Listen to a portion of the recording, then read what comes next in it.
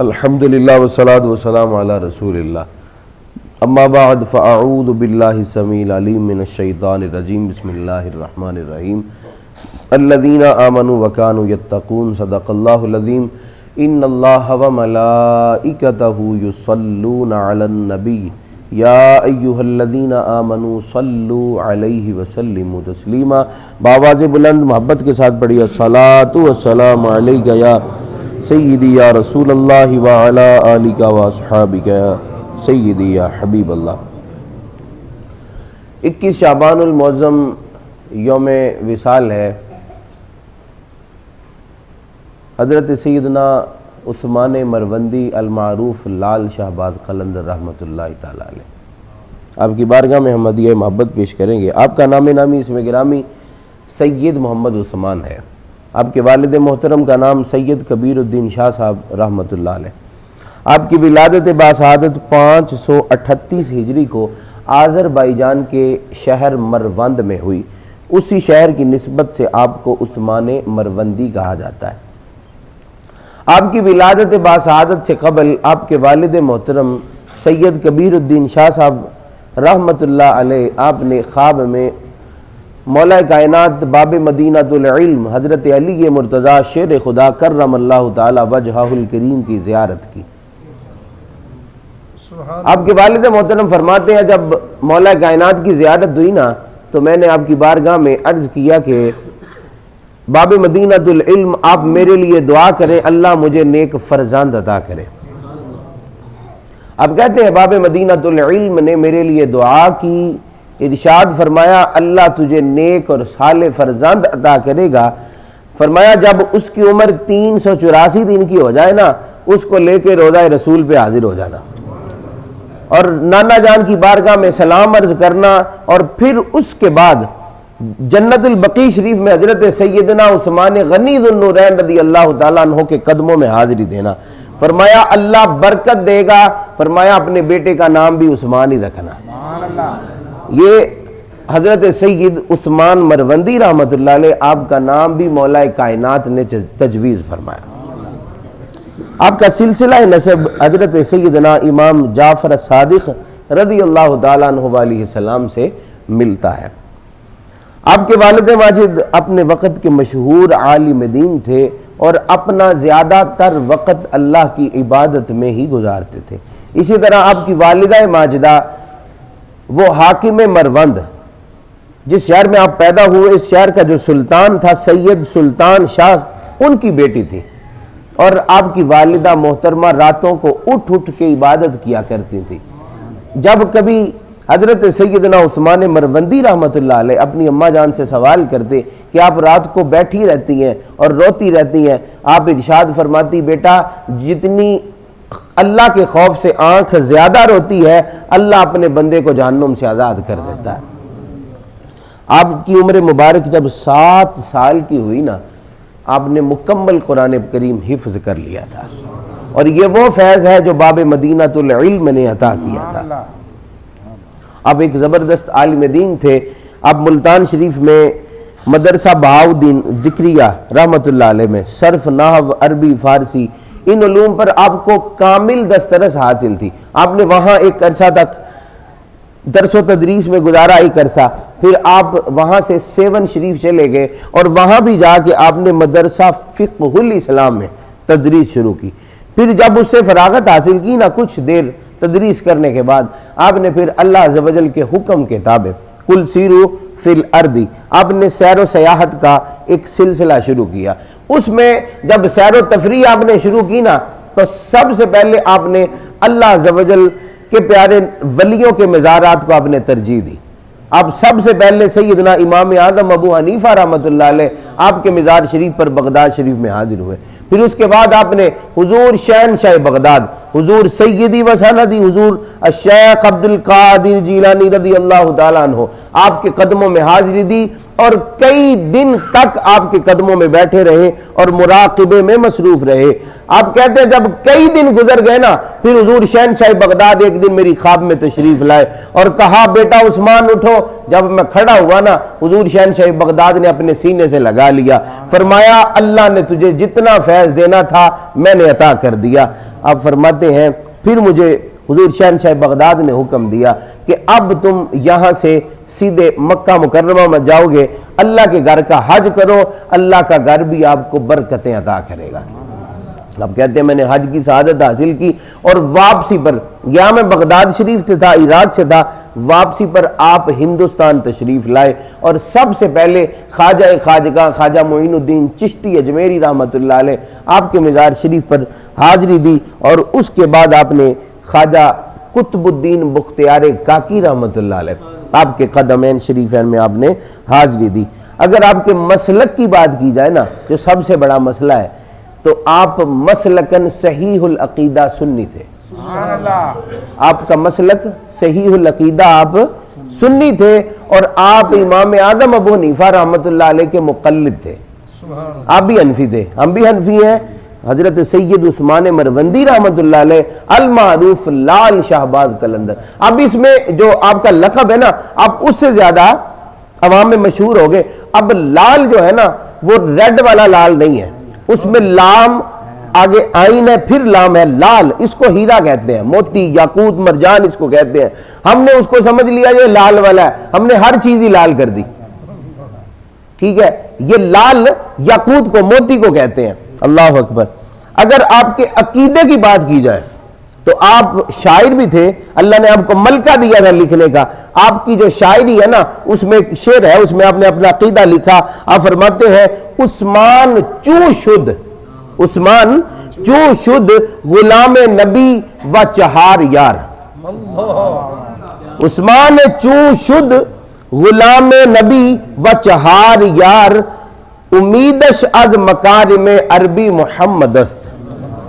اب کہتے ہیں اگر میرا عقیدہ پوچھنا ہے نا، میں حضور کا غلام ہوں اور چاروں یاروں کے ماننے والا ہوں۔ سبحان اللہ، نعرہ تکبیر، اللہ اکبر، نعرہ رسالت، یا رسول اللہ، نعرہ حیدری، یا علی، نعرہ غوثیہ۔ یا فرمایا میرا عقیدہ پوچھتے ہو تو عثمان مروندی حضور کا بھی غلام ہے، حضور کے یاروں کا بھی غلام ہے، اور فرمایا امیدش از مکارم عربی محمد است، فرمایا اگر مجھے کسی چیز پر امید ہے نا، یقین ہے کہ قیامت کے دن میری بات بن جائے گی، وہ حضور کے مکارم اخلاق ہے، وہ اخلاق کریمہ ہے۔ فرمایا جو حضور کی سیرت پر عمل کرتا ہے، اخلاق حسنہ پر عمل کرتا ہے، اللہ قیامت کے دن اس کی بخشش کا سامان کر دے گا۔ اللہ اکبر۔ اب آپ کو لوگ قلندر بھی کہتے ہیں، لال شہباز قلندر۔ اب قلندر وہی ہوتا ہے جو ہم نے آپ کی سیرت کے بارے میں سنا۔ آپ عالم دین تھے، آپ نماز پڑھنے والے تھے، آپ نماز و روزے کے احکامات سکھانے والے تھے، اللہ کے بندوں کی بارگاہوں میں حاضری دینے والے تھے۔ اب جو اس وقت ہم دیکھ رہے ہیں، جو تھوڑے سے لمبے بال رکھ لیتا ہے نا، وہ بھی اپنے آپ کو قلندر کہتا ہے۔ جو ایک انگوٹھی کی بجائے 5-7 پہن لیتا ہے، وہ کہتا ہے میں بھی قلندر ہوں۔ جس نے کڑے بازو میں ڈال لیے، پاؤں میں ڈال لی، زنجیریں گلے میں اس نے چین ڈال لی، ٹھیک ہے، ہرے رنگ کا چوگا پہن لیا یا رنگ برنگے لباس چینج کرتا رہا، کیا وہ بھی قلندر ہے؟ ہم اہل سنت کی یہی خوبصورتی ہے، جب بھی ہم بات کرتے ہیں یا اللہ کے فرمان سے کرتے ہیں یا رسول اللہ کی حدیث سے کرتے ہیں۔ اب ہم حضور کی حدیث مبارکہ سے پوچھتے ہیں کہ جو لمبے بال رکھے کیا وہ قلندر ہوتا ہے؟ اللہ اکبر۔ حضور نے ارشاد فرمایا جو مرد عورتوں کی مشابہت کرتا ہے یا جو عورت مردوں کی مشابہت کرتی ہے، حضور نے فرمایا وہ تو لعنتی ہے۔ وہ کیا ہے؟ وہ لعنتی ہو سکتا ہے حضور کے فرمان کی روشنی میں، وہ قلندر ہے نہیں ہو سکتا۔ ایک حضور کی بارگاہ میں ایک صحابی حاضر ہوئے، انہوں نے انگوٹھی پہنی تھی سونے کی۔ حضور نے ارشاد فرمایا کیا تم اس چیز کو پسند کرتے ہو؟ اللہ قیامت کے دن تجھے آگ کی انگوٹھی پہنائے۔ کیا حضور؟ نہیں۔ فرمایا پھر اس کو اتار دو۔ آپ گھر گئے، آپ پتل کی انگوٹھی پہن کے آگے، پھر گئے، حضور نے یہی بات کی، پھر تانبے کی۔ بالآخر آپ نے ارشاد عرض کیا حضور کی بارگاہ میں صحابی نے، حضور آپ بھی رہنمائی فرمائیں۔ حضور نے ارشاد فرمایا مرد ایک چاندی کی انگوٹھی پہن سکتا ہے جس کا وزن 4.5 ماشے ہے۔ کتنا وزن ہے؟ 4.5 ماشے۔ اب 2 انگوٹھیاں بھی نہیں پہن سکتا، 2 انگوٹھیاں بھی، بلکہ 4.5 ماشے سے زیادہ وزن ہو تو بھی نہیں پہن سکتا۔ اب 2 انگوٹھیاں پہنے گا نا تو وہ شریعت پر عمل کرنے والا نہیں ہے۔ جو شریعت پر عمل کرے وہ قلندر ہوتا ہے، جو شریعت پر عمل نہ کرے وہ قلندر کبھی بھی نہیں ہو سکتا۔ اعلیٰ حضرت یہاں تک فرماتے ہیں جس کی ہر ادا سنت مصطفیٰ، ایسے پیر طریقت پہ لاکھوں سلام۔ جو 4 انگوٹھیاں پہنے نا حضور کے فرمان کی روشنی میں، وہ کچھ اور تو ہو سکتا ہے لیکن قلندر نہیں ہو سکتا۔ پھر حضور سید عالم صلی اللہ علیہ وسلم نے ارشاد فرمایا جس بند کمرے میں، جس ایک کمرے میں، کوئی بھی وہ کمرہ ہے، اس میں اکیلی عورت بیٹھی ہو نا، مرد کو اجازت نہیں ہے کہ وہ وہاں جائے۔ اب مرد بھی اس سے بابے سے مل رہے ہیں، عورتیں بھی ملاقات کر رہی ہیں، اور وہ اپنے آپ کو قلندر کہے۔ اللہ اکبر۔ جب حضور نے ارشاد فرمایا نا کلی عورت ہوئے تو مرد نہیں جا سکتا کمرے میں، اللہ اکبر، کسی نے سوال کیا حضور اگر وہ نیک ہو مرد اور عورت، اللہ اکبر، بات جب آگے چلی نا تو حضور نے ارشاد فرمایا اگر عیسیٰ کی ماں مریم بھی ہو، اگر عیسیٰ کی ماں مریم بھی ہو، اور فرمایا زکریا علیہ السلام بھی کمرے میں جائیں نا تو میں مصطفیٰ اجازت نہیں دوں گا۔ اب جو یہ کام کرتے ہیں یا تو وہ اپنے آپ کو ان سے نیک اور پارسا سمجھتے ہیں، ٹھیک ہے، اللہ اکبر۔ اگر پہلی بات ہی ختم ہو گئی نا یہاں پہ، جب حضور نے اجازت نہیں دی تو پھر رک جانا چاہیے بندے کو، جو یہ کام بھی کرے اور پھر کہے میں قلندر ہوں۔ اب دیکھیں ہم نے بھی آپ کے ایصال ثواب کے لیے یہ اہتمام کیا، یہاں مسجد میں ہم باوضو بیٹھے، اچھا لباس، اچھی جگہ، تلاوت کی گئی، نعت پاک پڑھی گئی، حضور کے فرامین کا تذکرہ ہوا، آخر میں ہم کم از کم یہ تو کہہ سکتے ہیں نا اے اللہ ان کو اپنی بارگاہ میں قبول فرما، کہہ سکتے ہیں نا۔ اور یہ بھی اللہ کے نبیوں کی سنت ہے، جب حضرت جد الانبیاء نے بیت اللہ کی تعمیر کیا تو اس کی تعمیر کے بعد کہا تھا ربنا تقبل منا انک انت السمیع العلیم۔ اب جہاں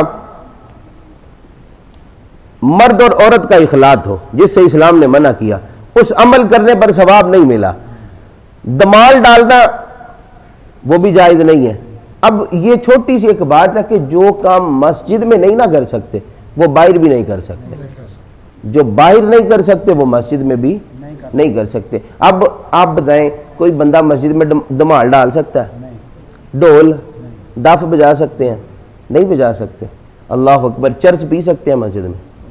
نہیں، بتائیں نا، نہیں پی سکتے۔ بوٹی نہیں پی سکتے۔ اللہ اکبر۔ پان کھا سکتے ہیں مسجد میں بیٹھ کے؟ نہیں کھا سکتے۔ ہمارے بزرگ یہاں تک فرماتے ہیں 1000 بار بشویم دہن سے مشک و گلاب ہنوز نامے تو گفتن کمال بے ادبی، کہ 1000 بار بھی میں اپنے منہ کو مشک، عنبر، چنبیلی، عود کے ساتھ غسل دوں نا اندر سے، پھر بھی آپ کا نام لیتے ہوئے ڈر لگتا ہے، ٹھیک ہے۔ آج کسی ملنگ کو کہا جائے کہ ڈیوٹی شروع کی جائے، پہلے منہ صاف ہوتا ہے۔ یہاں تک حضور نے ارشاد فرمایا کہ جب بھی نماز کا اہتمام کرو، نماز پڑھنے لگے تو مسواک کرو۔ کیوں؟ اگلی حدیث مبارکہ حضور کی سنیے، فرمایا جب بندہ نماز پڑھتا ہے نا، قیام کی حالت میں ہوتا ہے، وہ قرآن کی تلاوت شروع کرتا ہے، فرمایا اللہ کے فرشتے اس کے منہ کے ساتھ اپنا منہ جوڑ دیتے ہیں، اس کی تلاوت سنتے ہیں۔ فرمایا اگر منہ سے بدبو آتی ہو نا، صفائی نہ کی ہو، فرمایا پھر فرشتے گن محسوس کرتے ہیں، وہ بڑی لطیف سی مخلوق ہے، وہ پیچھے ہو جاتے ہیں۔ پھر اللہ اکبر۔ حضور اتنے اہتمام کرنے کی بات کرے کہ مسواک کر کے پھر ان کا ذکر کیا جائے، اللہ اکبر۔ اور آج کسی ملنگ کو کہا جائے کہ ڈیوٹی شروع کریں، وہ پہلے تو ٹھیک ہوتا ہے، پھر جب اس کو کہتے ہیں نا، اشارہ کرتے ہیں شروع کیا جائے جی کلام پڑھنا، تو وہ جیب سے پان نکال کے منہ میں رکھ لیتا ہے، اور وہ پان بھی بو والا ہوتا ہے، اللہ اکبر۔ اب دمال ڈالی، چرس پی، عورتوں مردوں کا اخلاط ہوا، لمبے لمبے بال، ہر وہ کام جو شریعت کے منافی تھا۔ اب ہم نے اچھا کام کیا، بعد میں کہہ سکتے ہیں اللہ قبول فرما۔ جو سارے ہی شریعت کے خلاف کام کیے، کیا وہ بندہ بعد میں کہہ سکتا ہے اللہ اپنی بارگاہ میں قبول فرما؟ اب یہ ہوتا ہے، وہ ساری یہ برے کام کرنے کے بعد ہے نا دعا بھی مانگتے ہیں، اللہ اکبر۔ جس کام سے رب رسول نے منع کیا نا، آپ اتنے اکڑ جائیں کہ نہیں، آپ نے منع کیا نا، آپ اس کو قبول بھی کریں، استغفر اللہ العظیم، یہ تو کفر تک جاتا ہے۔ اللہ ہمیں عمل کی سمجھنے کی توفیق عطا فرمائے۔ اور پھر ہمارے ہاں ایک مقولہ بڑا مشہور ہے کہ دنیا میں 2.5 قلندر پائے جاتے ہیں، یہ ہے نا، کتنے؟ 2.5 قلندر۔ یہ جس کتاب سے میں نے آپ کو درس سنایا نا، اس میں 300 قلندروں کا ذکر ہے، ٹھیک ہے۔ اور انہوں نے کہا جی یہ میں نے لکھے ہیں، باقی اور بھی ہیں۔ جس میں حضرت سید عثمان مروندی رحمت اللہ علیہ آپ جیسی عادات اور خصلتیں پائی جاتی ہیں، وہ کلندر ہے، وہ کلندر ہے۔ یہ 2.5 کلندر والا مقولہ جو ہے یہ درست نہیں ہے۔ اللہ ہمیں عمل کی، سمجھنے کی توفیق عطا فرمائے۔